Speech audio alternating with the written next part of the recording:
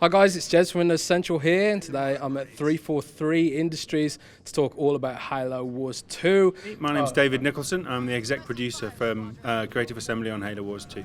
Cool. And I'm Dan Ayoub. I'm the studio head of strategy games at 343.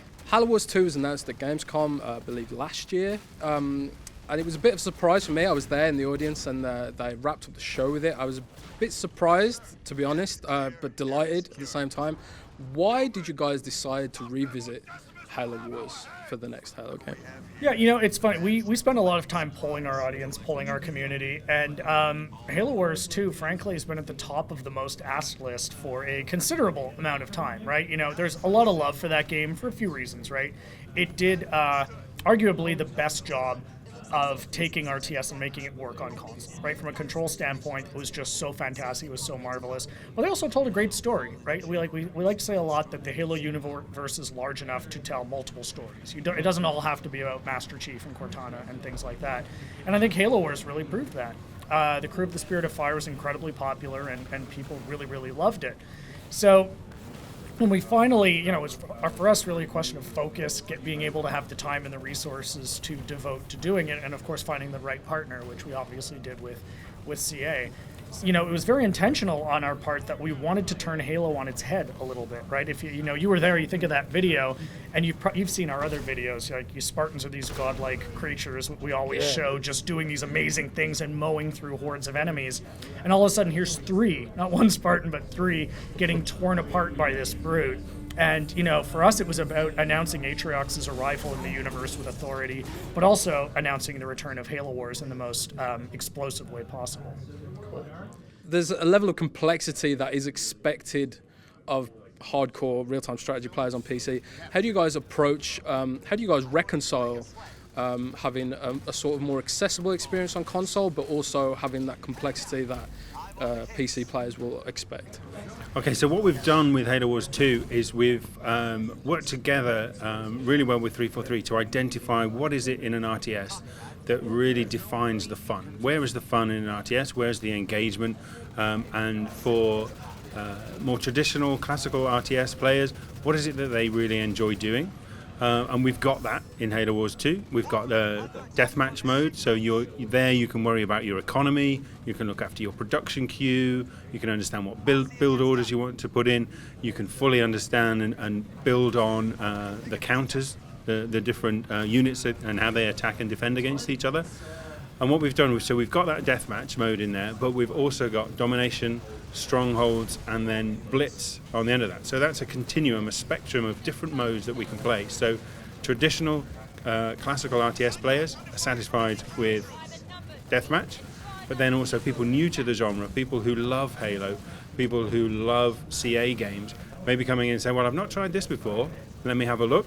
And Blitz is their gateway in to try and understand that. So that strips away some of the economy management, some of the production orders and the build queues, but allows you to bring these fantastic units, these wonderful Halo toys, out onto the battlefield and then just build upon your understanding of those counters. So it's really quick and simple to get into, so you can just lay some cards, get some units out there, start a battle. But then as you then evolve into building your own deck, you look at the combinations of units. And then you start worrying about, well, the cost of this unit is higher than this one, but it's more powerful. So when do I play that? At what time in the match do I play that? So am I then building a deck that's full of multiple cheaper units, so I can pepper the battlefield with lots and lots of different units? Or am I building a different deck which has some cheaper units, but also some more high-powered and more costly units? So if I'm doing that, then I've really got to worry about collecting my energy. So for those people who just want to get in and quick, you can, it's great fun, but over time you'll realize that there's some depth and there's some strategy. And what we anticipate people doing is those new to the genre will start at this end of the spectrum and then move their way through and hopefully find that depth that we know is there in a real-time strategy game. How are you guys approaching how differently are you guys approaching the campaign for Halo Wars 2 compared to Halo Wars 1? And is there any feedback you've taken from, say, Halo 5 that you are bringing to Halo Wars 2? Yeah, no, that's a great question. So yeah, no, I agree. Like Halo Wars, the first Halo Wars did so many things right, and I think campaign was one of them. what we wanted to do was just continue along that great tradition, right? They set a really, really high bar. We want to tell a really compelling story, but also just take advantage of some of the advancements that have happened in technology, in the genre, and in gaming that have happened since then, right? So, you've got some amazing explosive effects. We talk a lot about we wanted to create an action RTS, right? And that accessibility extends to campaign as well. We're trying to be very visual.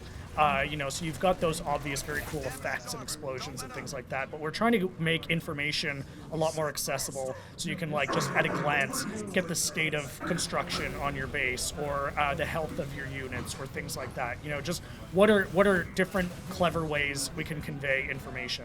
Talking about general learnings, I think, the great thing about, being on this franchise is we learn from every game.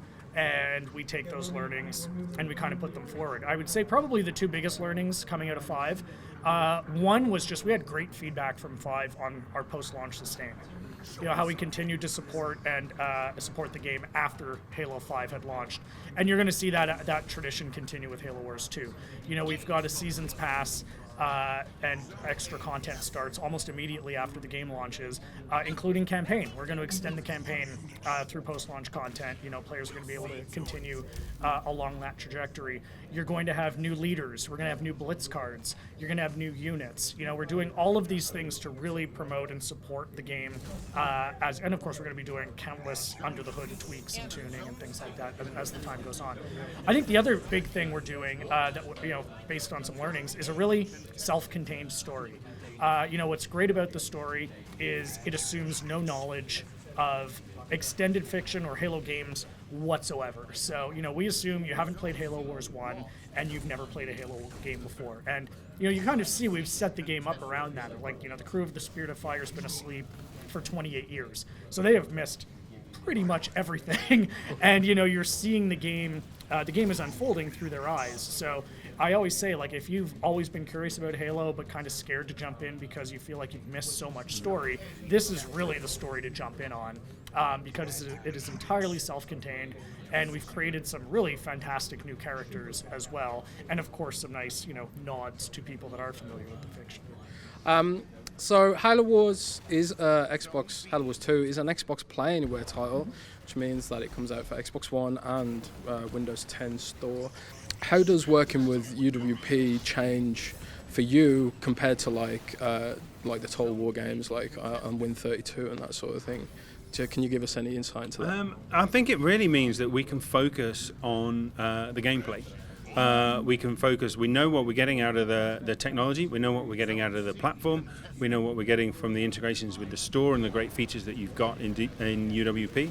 And it means that we can focus a lot of our attention on creating the great gameplay, creating the great features in there, and also focusing on the things that really draw you into an RTS title. How do we deliver on that story? How do we deliver on that accessibility? How do we add the new and exciting modes in there? So really, it allows us to have that focus on where we really want to spend the time and attention to making it the great game that we know it will be.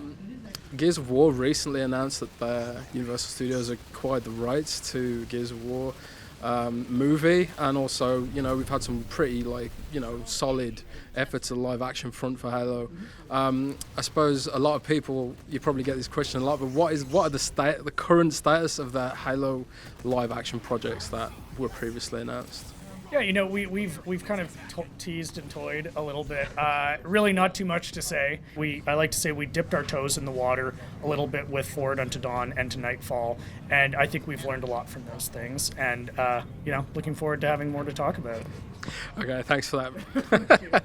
I've been Jason, Windows Central. Keep an eye on the website for all the latest and greatest from Halo Universe and Halo Wars 2. Thanks for watching, guys.